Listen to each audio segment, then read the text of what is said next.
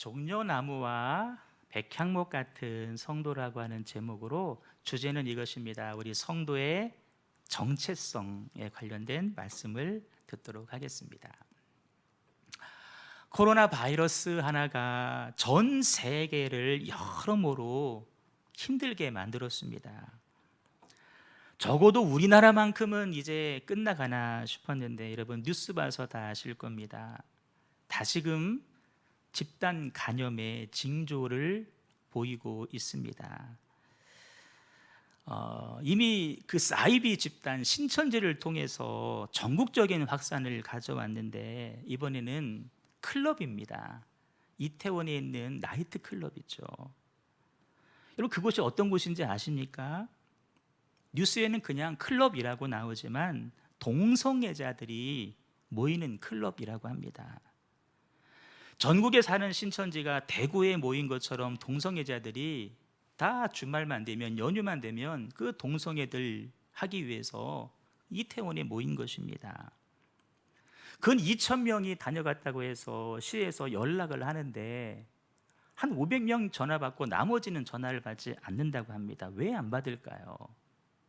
자기 동성애인 거 숨기고 살았는데 전화 받으면 밝혀지지 않겠습니까? 우리 부모님이 나 동성애자인 거 알게 되고 친구들이 친척들이 알게 되지 않아요. 그래서 전화를 안 받는 것입니다. 신천지 숨는 것처럼 그들도 비슷한 모양새를 취하고 있죠. 안타까운 것은 우리 청주에도 현대백화점의 직원 한 명이 제가 그 뉴스 보고 화가 막 나는 거예요.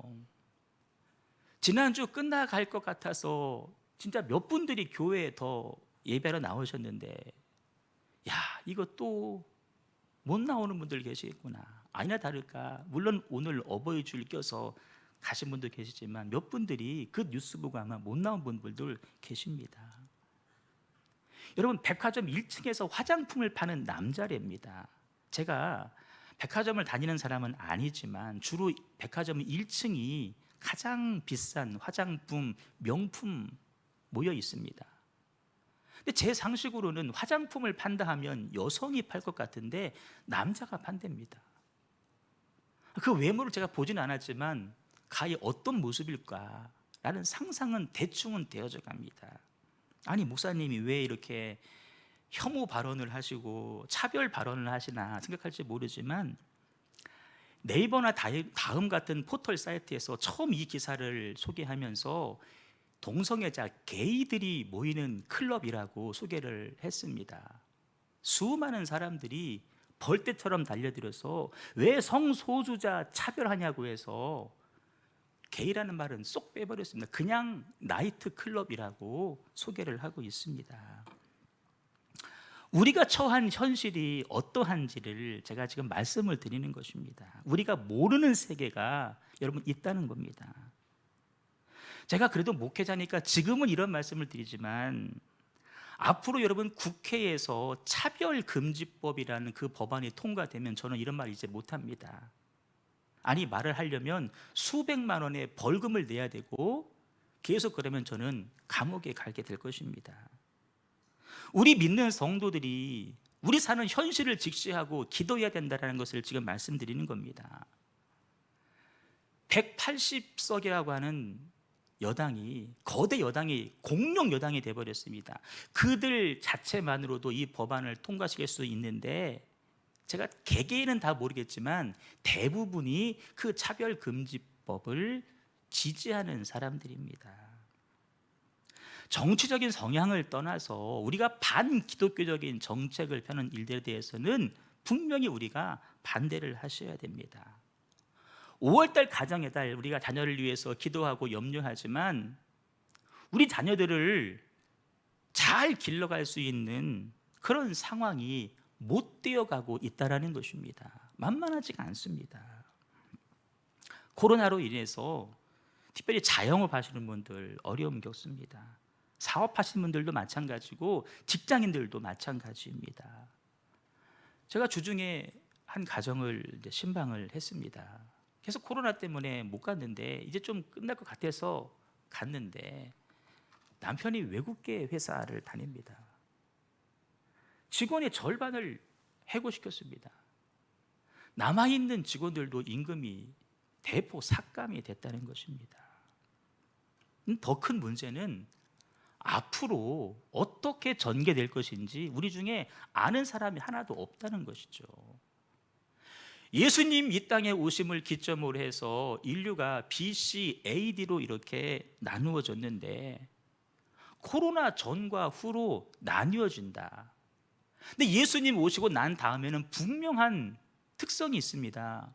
치유와 회복이고 구원의 역사입니다.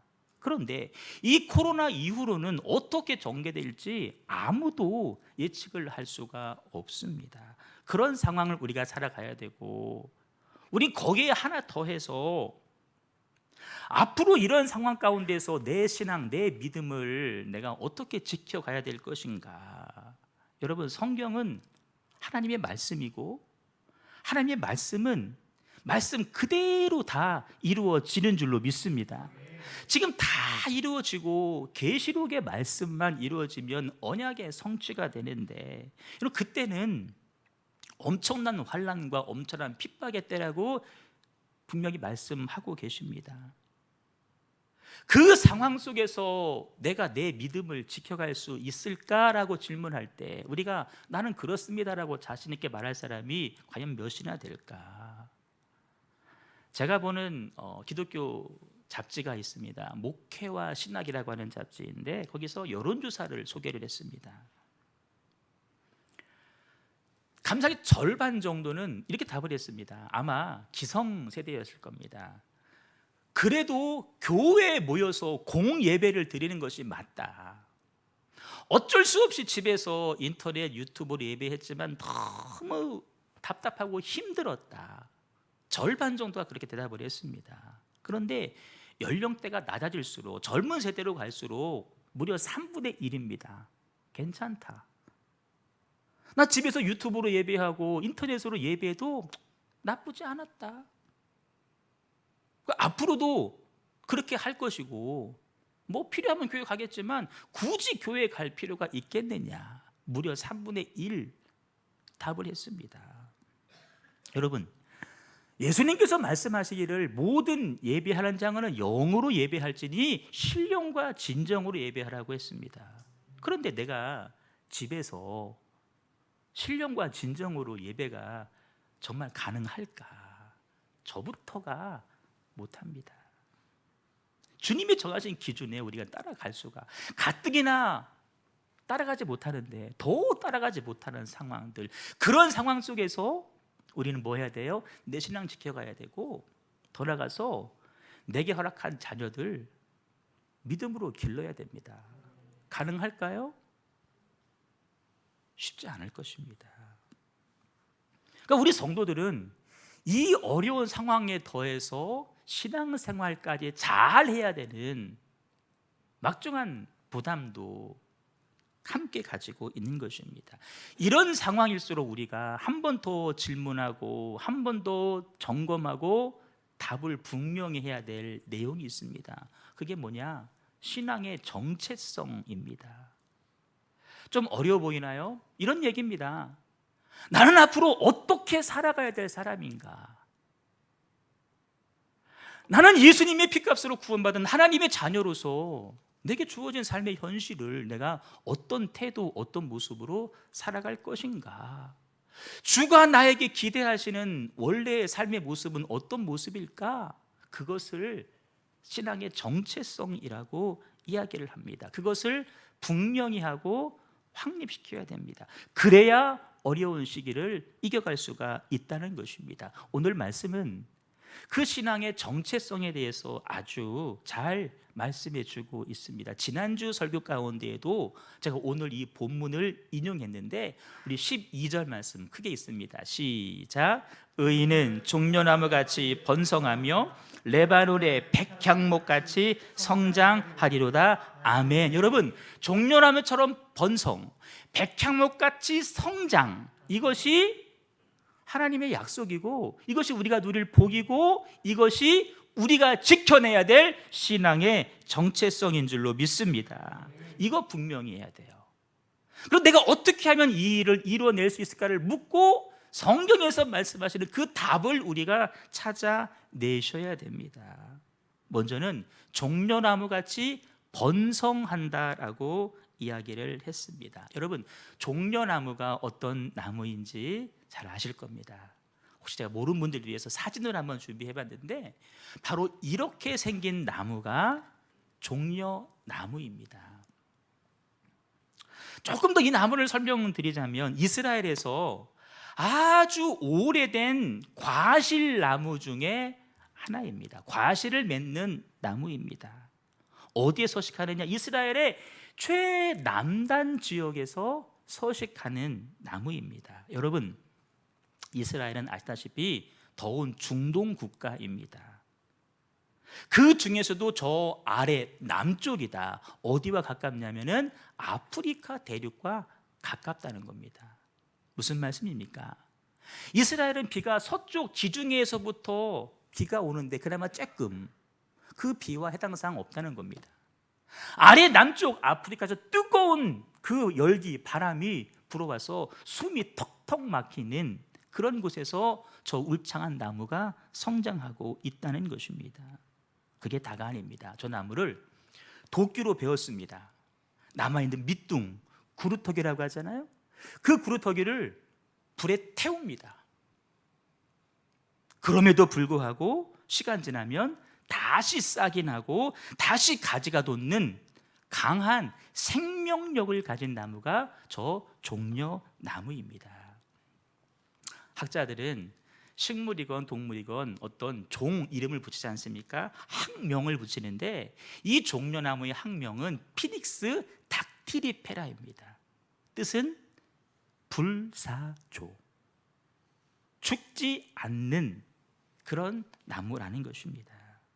여러분, 제가 뭐 종려나무 설명하고자 함이 아닙니다. 성경은 우리 성도의 삶을 누구에 비유? 이 종려나무에 비유하는데 저와 여러분의 삶이 이런 종려나무의 특성을 그대로 가지고 있는, 이미 받은 그러한 삶을 살아야 될 줄로 믿습니다. 이것이 우리의 정체성이라는 거예요. 누가 죽여도 다시 살아나는 삶이라는 거예요. 막 달려들어도 10,000명의 에워싸도 두려워하지 아니하고 매를 맞아도 다시 벌떡 일어나는 삶입니다. 뿐만 아니라 종려나무는 거대한 강풍에도 쉽게 쓰러지지 않는 나무라고 합니다. 여러분, 어제 비가 좀 왔습니다. 저 남쪽에는 태풍급 비가 바람이 불어쳤답니다. 뉴스를 봤더니 비 피해는 별로 없는데 바람에 나무가 쓰러지고 나무가 뿌리채 뽑혔습니다. 비보다 바람이 더 무섭습니다. 그런데 이 종려나무는 그렇지 않다고 합니다. 혹 쓰러진다고 하더라도 서너 시간만 지나면 다시 뻘떡 일어난답니다. 이게 종려나무입니다. 누구의 삶? 의인의 삶. 누구의 삶? 성도의 삶.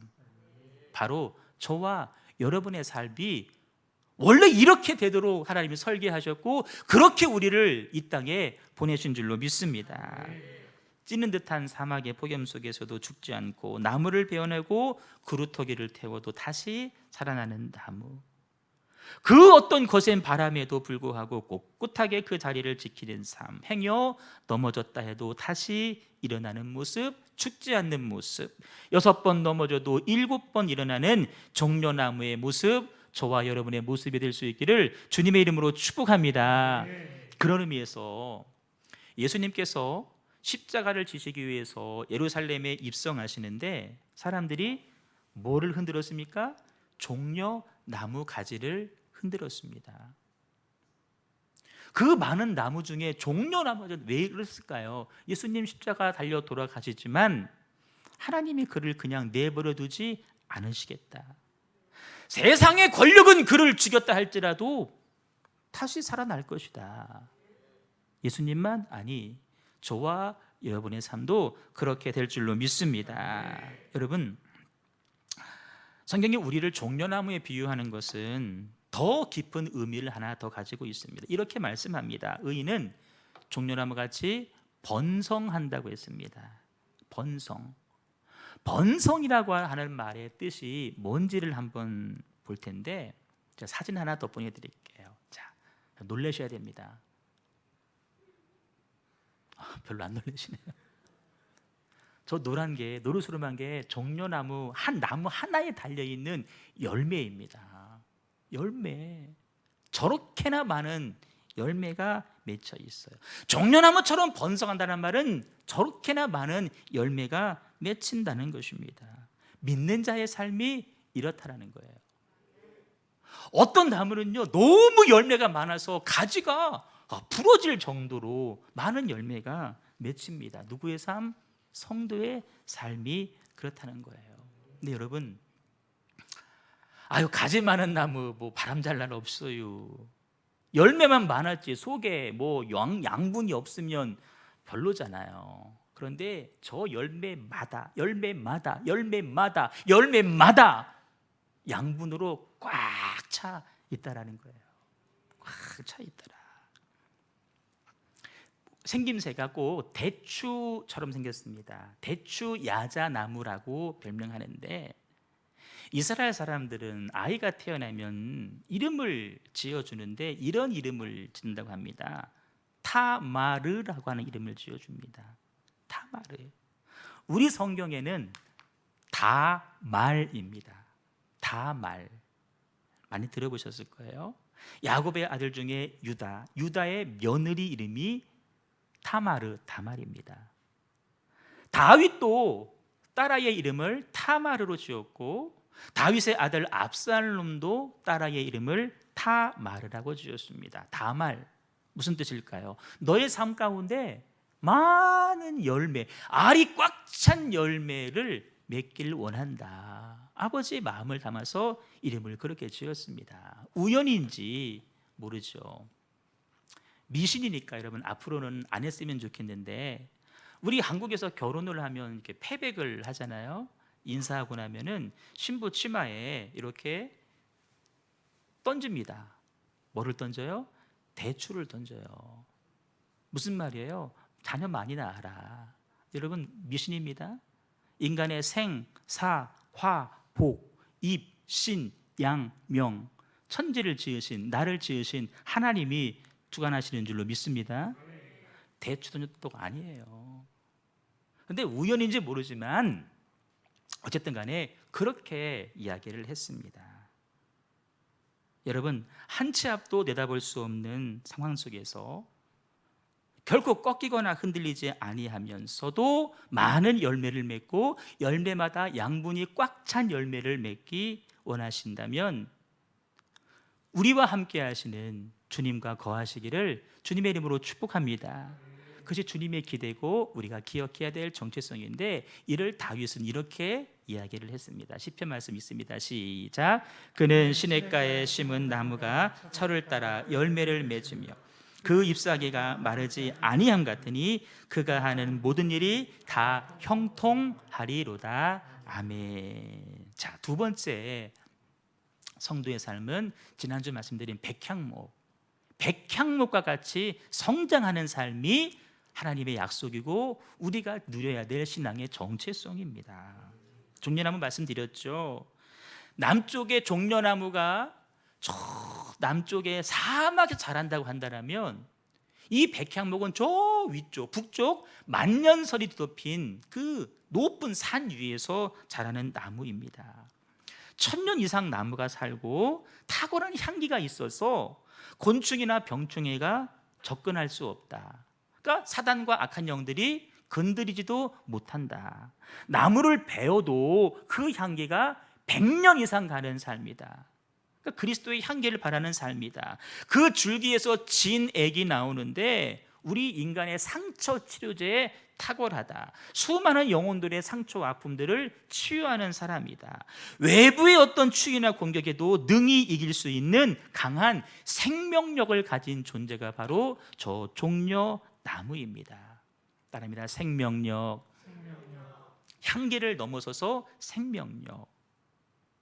오늘 성경이 뭐라고 말씀하시느냐? 우리 성도의 삶이 이 백향목과 같은 삶이라고 말씀을 하고 있습니다. 여러분, 여기서 한 가지 우리가 기억할 것이 있습니다. 종려나무와 백향목을 바라보시면서, 야, 예수 믿으면 그 어떤 어려움도 없겠구나? 아닙니다. 성경의 바른 가르침이 아닙니다.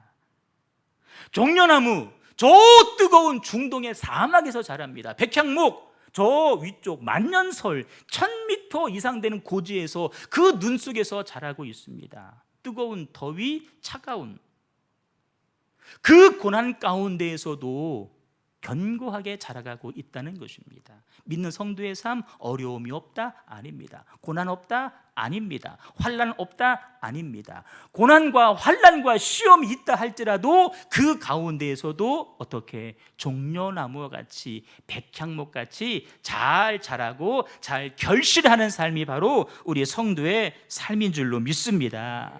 여러분, 성경을 보십시오.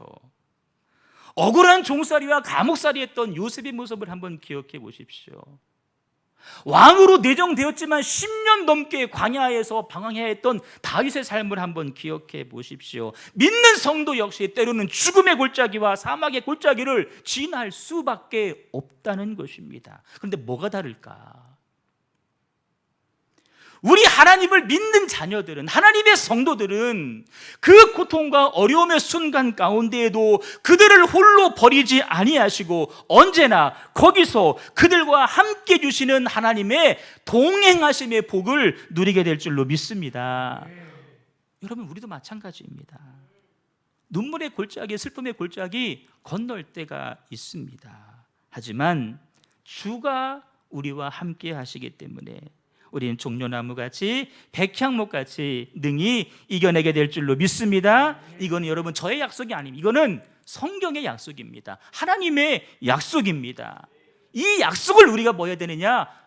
든든히 붙잡으라는 것입니다. 그것이 우리가 가져야 될 신앙의 정체성이다. 사도 바울은 이런 성도의 삶을 이렇게 설명을 합니다. 있습니다. 시작. 누가 우리를 그리스도의 사랑에서 끊으리요? 공고나 박해나 기근이나 적신이나 위험이나 칼이랴? 우리가 종일 주를 위하여 죽임을 당하게 되며 도살당할 양같이 여김을 받았나이다 함과 같으니라. 그러나 이 모든 일에 우리를 사랑하시는 이로 말미암아 우리가 넉넉히 이기느니라. 칼, 환난, 기근, 적신 찾아옵니다. 찾아오지만 그러나 이 모든 일에 우리를 사랑하시는 이로 말미암아, 누구로 말미암아? 우리를 사랑하시는 하나님으로 말미암아 우리가 어떻게? 넉넉히 이기느니라. 여러분, 이겨도 억지로 이기는 것이 아닙니다. 어떻게 이긴대요? 넉넉히 이긴대요. 옛날에 권투 경기 보셨나요? KO로 경기가 끝나지 않았습니다.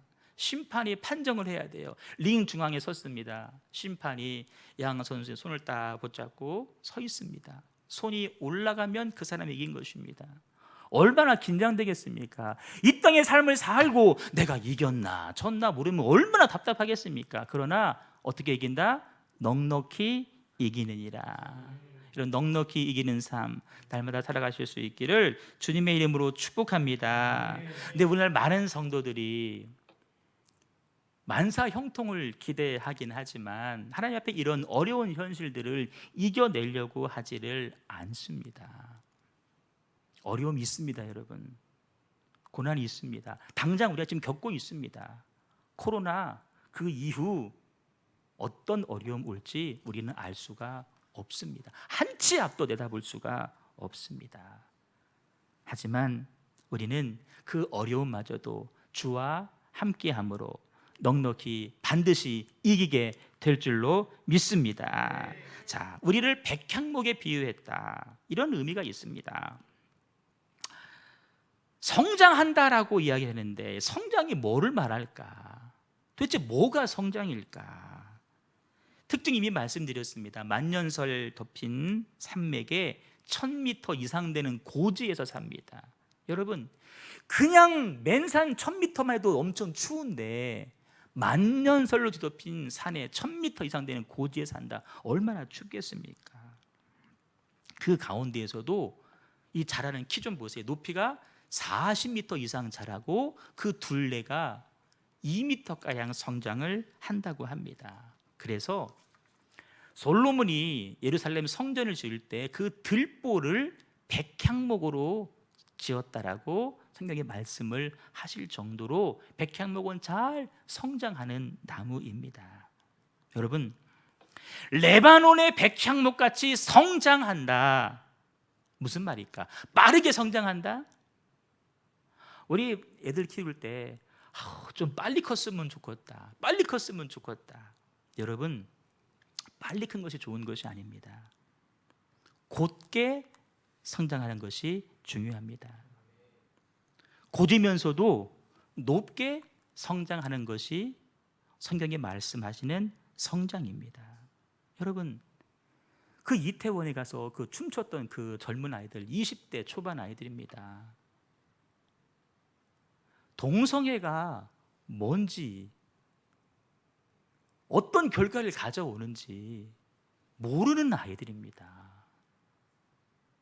그것은 몸은 섰을지 모르지만 하나님 안에서 올바로 자란 것이 아닙니다.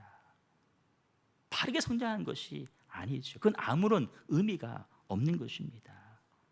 곧게 성장해야 됩니다. 세상의 시련과 유혹이 와도 굴하지 않는 자녀로 양육을 시켜야 됩니다. 하나님의 자녀답게 우리 모든 성도들이 곧고 올바르게 살아가셔야 됩니다. 내가 비록 가난할지라도 정직한 가난을 부끄러워하지 않는 삶을 살고 그 삶을 가르쳐야 됩니다. 악인의 거짓된 성공을 절대 부러워하지 않는 삶을 살아야 되고, 오히려 그것을 부끄러운 삶, 수치스러운 삶으로 우리가 알아야 됩니다. 근데 여러분, 요즘 사람들이 부끄러운 짓을 해놓고도 부끄러워할 줄을 모릅니다. 너무나 자신 있고 너무나 떳떳하고 무슨 인권 말하면서 이런 말도 안 되는 이야기. 여러분, 동성애는 부끄러워해야 될 일들입니다. 그걸 자랑스럽게 생각하는 거, 여러분, 잘못된, 왜곡된 삶인 것이죠. 백향목의 삶을 다윗은 시편에서 이렇게 고백합니다. 읽습니다. 시작. 복 있는 사람은 악인들의 꾀를 따르지 아니하며 죄인들의 길에 서지 아니하며 오만한 자들의 자리에 앉지 아니하고. 악인들의 꾀를 따르지 아니하는데, 여러분, 악인들이 꼬일 때 왜 넘어가는지 아십니까? 나를 꾀는 그 악인의 속셈과 비스무리한 게 내 안에 있기 때문에 속아 넘어가는 것입니다. 정말 하나님 앞에 서 있는 의인은 그들이 아무리 유혹하고 아무리 꼬여도 넘어가지를 않습니다. 죄인들의 길에 서지 않습니다. 오만한 자리에 앉지도 아니합니다. 오만이 뭔지 아시죠? 교만의 결정판이 오만입니다. 교만은 점점 높아지는 게 교만인데, 이제는 다 높아져가지고 하나님의 자리에 앉아있는 그 상태, 그것이 오만입니다. 교만한 마음을 뿌리내지 않으면 오만해지고 결과적으로 하나님을 밀어내고 우리가 그 자리에 앉게 됐는데, 복 있는 사람은, 의인은 그렇게 하지 않는다. 성경이 말씀하고 있는 것이죠. 그럼 여러분, 우리가 어떻게 하면 종려나무 같이, 어떻게 하면 백향목처럼 그런 삶을 살 수 있을까? 오늘 답을 13절에서 말씀합니다. 이는 여호와의 집에 심겼으며. 아멘. 이는 우리 하나님의 뜰 안에서 번성하리로다. 그가 심겨진 자리가 어디냐면, 자리가 어디냐. 여러분, 중요한 것이 있습니다. 나무의 생명을 말할 때 그 나무의 자신의 자생력도 중요합니다. 자생력, 스스로 사는 힘, 결단, 의지 중요합니다. 그런데 우리 아시죠? 그 결단과 의지가 얼마나 가나요? 더 중요한 것은, 자생력보다 더 중요한 것은 내가 어디에 심겨져 있느냐. 어디에 심겨져 있느냐. 예수님 비유로 말씀하셨습니다. 길가, 돌밭, 가시떨기 아니다. 거기는 생명력이 없다. 자라지를 않는다. 자라는가 싶다가도 새들이 와서 다 쪼아먹고 햇빛만 조금 가려지면 말라 죽고 만다. 하지만 좋은 땅에 떨어진 씨는 어떻게 됩니까? 기본이 100배입니다. 여러분, 30배, 60배, 100배가 아니라 100배, 60배, 30배입니다. 100배가 기본이라는 겁니다. 기본보다 우리가 부족해서 못할 때 60배, 더 못할 때 30배가 맺혀진다는 것이죠. 어디에 심겼는가? 저와 여러분은 어디에 심겼고 우리의 자녀들은 지금 어디에 심겨져 있습니까? 나의 자생력도 중요하지만 종국적으로 심겨진 자리가 어디냐? 어디냐? 여러분, 공부 중요하죠. 주일 빠지고 학원 갑니다. 장사 중요하죠. 주일 빠지고 장사합니다. 당장에는 이득이 있는 것처럼 보일지 모르지만 나중에 가보십시오. 나중에 가보십시오. 좀 이따 말씀을 보실 터인데 의인은 늙어서도 결실한다 그랬습니다. 늙어서도 진액이 마르지 않다 그랬습니다. 늙어서도 그 입이 푸르다라고 말씀을 하고 있습니다. 여호와의 집에 심긴다. 문자 그대로 여호와의 마당, 그럴 수 있죠. 더 깊은 의미는 뭐냐? 하나님의 전에 나와서, 유튜브 말고 하나님의 전에 나와서 하나님을 예배하며 하나님을 거처로 삼고 의지하는 삶을 말씀하는 것입니다. 14절 말씀, 그런 사람은 늙어도 여전히 결실할 것이고 진액이 풍족할 것이고 그 빛이 청청하니. 어디에 심긴 자? 여호와의 전에 심겨진 사람입니다. 우리가 5월달 가정의 달, 가정 우리 아이들의 미래도 이 원리가 그대로 적용되기를 소망합니다. 우리 사랑하는 그 자녀들의 미래가 어디에 결정되느냐, 어디에 심겨 있느냐에 따라서 결정이 되는 것입니다. 가시 덩굴에서 결코 좋은 열매를 맺을 수 없다라고, 엉겅퀴 밭에서 결코 좋은 열매를 맺을 수 없다라고 분명히 말씀을 하셨습니다.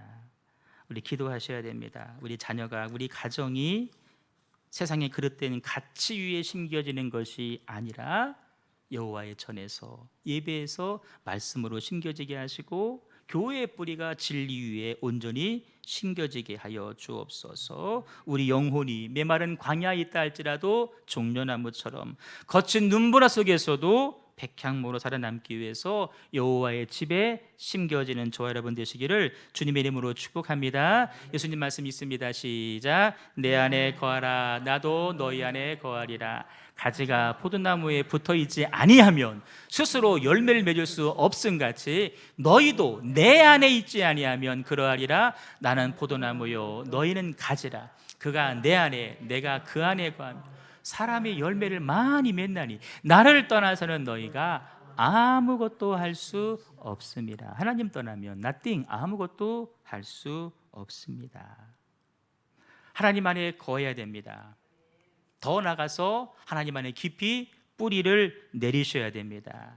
여러분, 종려나무나 백향목이나 그 땅 위로는 30m, 40m 자라고 있지만 그들이 그 뜨거운 햇빛을 견디는 이유, 비가 없어도 물이 없어도 그들이 그 산맥의 추운 날씨, 기온 견딜 수 있는 이유는 자기들의 드러난 키보다 적게는 10배, 많게는 100배 땅속에 깊이 뿌리를 내리고 있기 때문입니다. 깊이 뿌리를 내리셔야 됩니다. 예레미야 선지자가 성도의 삶을 이렇게 선포합니다. 읽습니다. 시작. 그러나 무릇 여호와를 의지하는 그 사람은 복을 받을 것이라. 그는 물가에 심어진 나무가 그 뿌리를 강변에 뻗치고 더위가 올지라도 두려워하지 아니하며 그 잎이 청청하며 가무는 해에도 걱정이 없고 결실이 그치지 아니함 같다. 여러분, 여호와께 뿌리 내린 사람은요, 그 뿌리를 강변에 뻗친답니다. 강변에 항상 물이 공급되는 곳으로 가는 거예요. 더위가 와도 나는 두려워하지 않아.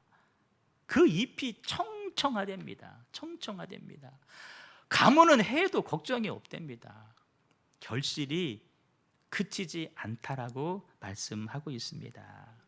말씀을 정리합니다. 성도의 삶, 믿음의 길이 결코 만만하지가 않습니다. 목마름과 척박한 순간들을 언제 또 지금처럼 겪을지 모릅니다. 뜨거운 태양빛 아래 발바닥에 따가운 가시밭길 갈 때도 있고, 신발도 없이 맨발로 차가운 눈밭을 걸을 때도 분명히 있을 것입니다. 우리 어떻게 해야 될까요? 이 어려움이 어디서 왔는가? 물론 그것도 물어야 되겠죠. 그러나 그런 상황일수록 하나님 앞에 필사적으로 매달리셔야 됩니다. 말씀과 기도에 내 삶의 뿌리를 내리셔야 됩니다. 그렇지 않으면 우리 낙담 가운데 거할 수밖에 없고, 우리의 자녀들 그렇게 기르지 않으면 지금은 부모, 할아버지, 할머니 보호 아래 그렇게 살아갈지 모르지만, 아무도 그들을 도와주지 않은 그런 상황이 되면, 그들이 어른이 되면 자기 삶 스스로 지켜내지 못합니다. 결혼해서 자기 가정 하나 온전히 지키지 못하는 유혹 많은 세상이 이 세상 아니겠습니까? 내가 어디에 뿌리를 내리고 있느냐 잘 점검하셔야 됩니다. 아브라함, 요셉, 다윗, 바울 다 너무너무 힘겨운 삶을 살았던 사람입니다. 하루 이틀 아닙니다. 그러나 그들은 이겨냈습니다. 왜? 하나님께 그들의 삶의 뿌리를 내렸기 때문입니다. 여러분, 삶이 녹록지 않습니다. 직장 어렵습니다. 사업 어렵습니다. 자녀 문제 때문에 남모르게 무거운 가슴으로 주께 부르짖을 수밖에 없는 그런 상황에 놓였을 수도 있습니다. 그러나 참 종려나무시고 참 백향목이신 예수님과 접붙임만 되어 있으면 나도 접붙임된 사람이 되는 것입니다. 내가 종려나무 되고 내가 백향목이 되는 것입니다. 왜냐? 예수님 안에는 생명이 있고 살아 숨쉬는 성령의 능력이 함께하기 때문입니다. 성경의 선언 하나 읽고 말씀을 마칩니다. 시작. 대저 의인은 7번 넘어질지라도 다시 일어나려니와. 아멘. 의인도 넘어집니다. 한 번도 아니고 두 번도 아니고 7번 넘어질 수 있습니다. 그런데 다시 일어납니다. 그것이 우리가 붙잡아야 될 신앙의 정체성입니다. 이 말씀 꼭 기억하시고, 말씀드렸듯이 하나님이 길을 내십니다. 우리는 그 길을 걸어갑니다. 주님은 그 뒤에서부터 우리를 받쳐주고 계십니다. 종려나무처럼 백향목처럼 저와 여러분의 가정이, 자녀들이, 우리 교회가 그렇게 세워지기를 소망합니다. 우리 뒤에 도우시는 하나님, 아까 찬송했던 찬양 한 번 더 하겠습니다. 나의 등 뒤에서 나를 도우시는 주.